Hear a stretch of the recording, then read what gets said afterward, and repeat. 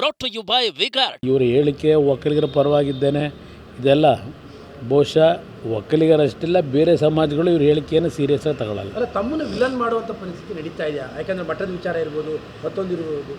ಈಗ ನೋಡಿ, ನಮ್ಮ ತೋಟದಲ್ಲಿ ಒಂದು ಸಭೆ ಮಾಡಲಿಕ್ಕೆ ಹೊರಟ್ರೆ ಏನೋ ದೊಡ್ಡ ಮಹಾನ್ ಅಪರಾಧ ಅಂತಕ್ಕಂಥ ರೀತಿಯಲ್ಲಿ ಬಿಂಬಿಸ್ಲಿಕ್ಕೆ ಹೋದರು.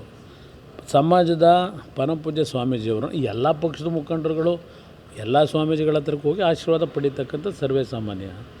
ನಾವು ಕ್ಷೇತ್ರಕ್ಕೆ ಹೋಗಿ ಪರಮಪೂಜ್ಯ ಸ್ವಾಮೀಜಿಯವರಿಂದ ಆಶೀರ್ವಾದ ಪಡಲಿಕ್ಕೆ ಹೋಗಿದ್ದೆ ಒಂದು ರೀತಿ ದೊಡ್ಡ ರಾಜಕೀಯ ಮಾಡ್ತಾ ಇದ್ದೇವೆ, ನಮ್ಮ ಅಪರಾಧ ಇದು ಅಂತಕ್ಕಂಥ ರೀತಿಯಲ್ಲಿ ಮಾತಾಡಿದ್ದು ನಮ್ಮ ಬಗ್ಗೆ ಮಾತಾಡಲಿ. ಪರಮಪೂಜ್ಯ ಸ್ವಾಮೀಜಿಯವ್ರ ಬಗ್ಗೆ ಏನು ಪದ ಬಳಕೆ ಮಾಡಿದ್ರು? ಎಲ್ರಿಗೂ ವಿಭೂತಿ ಕೊಡ್ತಾರೆ, ಆ ರೀತಿಯ ಲ್ಯಾಂಗ್ವೇಜ್ ಇದೆಯಲ್ಲ. ಹೌದು, ಯಾವುದೇ ಮಠಕ್ಕೆ ಹೋದಾಗ, ಕ್ಷೇತ್ರಕ್ಕೆ ಹೋದಾಗ ಸ್ವಾಮೀಜಿಗಳ ಹತ್ರ ಅವ್ರ ಪಕ್ಷದ ಮೇಲೆ ವ್ಯಾಮೋಹ ಯಾವ ಪಕ್ಷದ ಬಗ್ಗೆ ತೋರಿಸಲ್ಲ.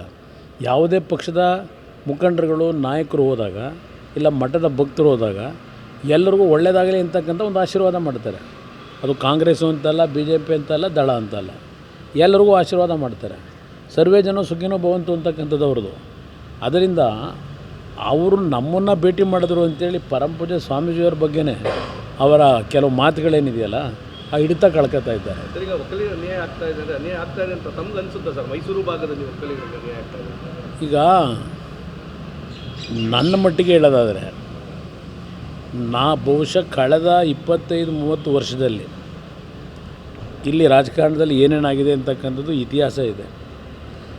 ಸಿದ್ದರಾಮಯ್ಯನವರ ನಾಯಕತ್ವದಲ್ಲಿ ಕಾಂಗ್ರೆಸ್ ಪಕ್ಷದಲ್ಲೇ ಇದ್ದಂಥವ್ರು ಇರ್ಬೋದು, ಸಿದ್ದರಾಮಯ್ಯವ್ರು ನಮ್ಮ ಪಕ್ಷದಲ್ಲಿ ಇದ್ದಾಗಲೂ.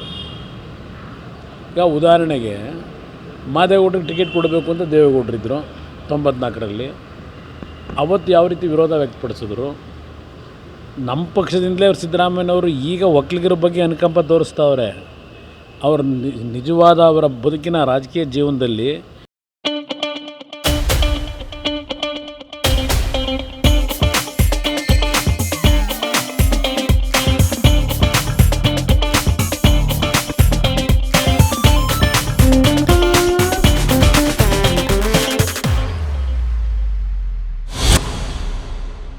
ಎಂದೂ ಸಹ ಬೇರೆ ಸಮಾಜಗಳ ಏಳಿಗೆಯನ್ನು ಸಹಿಸ್ತಾರಲ್ಲ. ನನಗಾದಂಥ ಅನುಭವವೇ ಹೇಳೋದಾದರೆ ಬೇರೆದಲ್ಲ. ನಮ್ಮ ಪಕ್ಷದಲ್ಲಿ ಯಾವ ಥರ ನಡ್ಕೊಂಡಿದ್ದಾರಿದ್ದಾಗ ಈಗ ಕಾಂಗ್ರೆಸ್ನಲ್ಲಿ ಯಾವ ರೀತಿ ನಡೆದಿದ್ದಾರೆ. ನಮ್ಮ ಒಕ್ಕಲಿಗರ ಸಮಾಜ ಬಿಟ್ಟುಬಿಡಿ, ಅವ್ರು ಮುಖ್ಯಮಂತ್ರಿ ಆಗೋದಕ್ಕೆ ಎಲ್ಲಿ ಅಡಚಣೆ ಆಗುತ್ತೋ ಅಂತೇಳಿ ಇವತ್ತು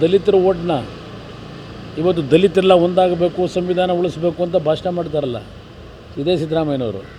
ಕೊರಟಗೆರೆಯಲ್ಲಿ 2013 ಚುನಾವಣೆ ಪರಮೇಶ್ವರ್ ಸೋಲಿಸಿದ್ದು ಯಾರು?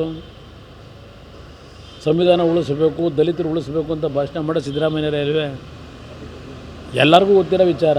ಖರ್ಗೆ ಅವರನ್ನು ಕರ್ನಾಟಕ ಖಾಲಿ ಮಾಡದಿದ್ದರೆ ನಾನು BJPಗೆ ಸೇರ್ತೀನಿ ಅಂತೇಳಿ ಲೀಡರ್ಶಿಪ್ ಕೊಡದೇ ಇದ್ದರೆ BJPಗೆ ಹೋಗ್ತೀನಿ ಅಂತೇಳಿ ಕಾಂಗ್ರೆಸ್ ನಾಯಕರನ್ನು ಥ್ರೆಟ್ ಮಾಡಿದವರು ಯಾರು?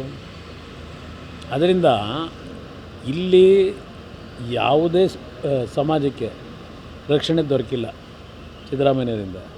ಸುಮ್ಮನೆ ಮಾತನಾಡ್ತಾರೆ ಅಷ್ಟೆ. ಸರ್, ಇದೇನು Lok Sabha Brought to you by Vigard.